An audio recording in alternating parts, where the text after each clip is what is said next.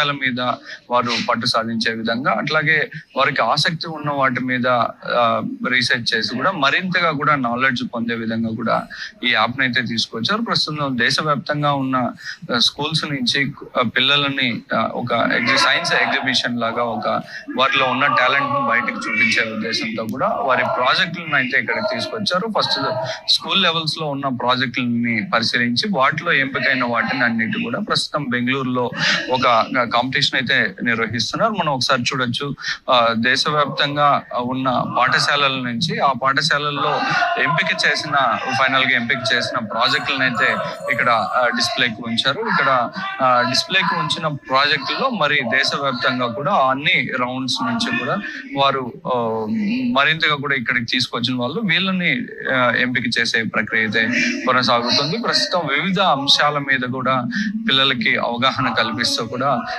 ఈ కార్యక్రమాన్ని అయితే నిర్వహిస్తున్నారు. మనకు కడప నుంచి కూడా అద్వైత రామ్ అనేసి 7th క్లాస్ పిల్లడు, అతను కూడా ఓ ప్రాజెక్ట్ అయితే తీసుకొచ్చాడు, ప్రిపేర్ చేయడం జరిగింది. మనం ఆ ప్రాజెక్ట్ ఏంటి అనేది అతన్ని అడిగే తెలుసుకుందాం. ఈ స్మార్ట్ గ్రిడ్ హోమ్ అనేసి ప్రాజెక్ట్ అయితే తీసుకొచ్చాడు. ఆ ప్రాజెక్ట్ గురించి, ఈ ప్రాజెక్ట్ యూజ్ ఏంటి, ఈ ప్రాజెక్ట్ వల్ల బెనిఫిట్ ఏంటి, ఇది ఎలా వర్క్ అవుతుంది?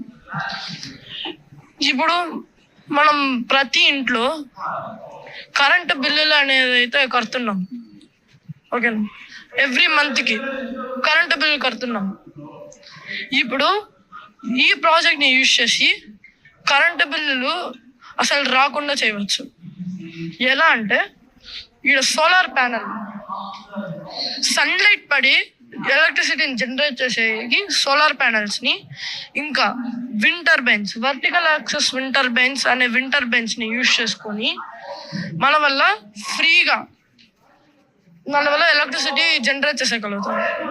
ఇప్పుడు జనరేట్ అయిన ఎలక్ట్రిసిటీని మనము గ్రిడ్ సిస్టమ్ ద్వారా పంపించుకొని మన ఇంటికి వచ్చి ఉపయోగించుకోవచ్చు. మన ఇల్లు ఎక్స్ట్రాగా వచ్చిన కరెంటుని గ్రిడ్ ద్వారా గవర్నమెంట్ కి ఇచ్చి దాన్ని అమ్మి మనము డబ్బులు తెచ్చుకోవచ్చు.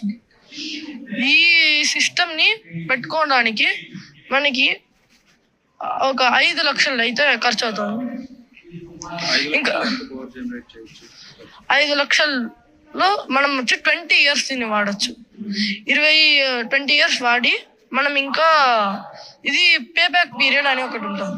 మనం దీంట్లో ఎంతైతే డబ్బులు ఖర్చు పెట్టినామో అది వచ్చి మనకి 5 ఏళ్లలో మళ్ళీ తిరిగి వచ్చేస్తుంది. సో ఇది మాత్రం కాకుండా మనకు వచ్చి ఆటోమేషన్ కూడా ఉంది. కంట్రోల్ చేయడానికి మనకు ఆటోమేషన్ కూడా ఉంది. ఇప్పుడు ఈ ఆటోమేషన్ ని ఉపయోగించుకొని బ్యాటరీ షెల్ఫ్ లైఫ్ ని మన వల్ల ఎక్కువ చేసేకి వెళ్తుంది.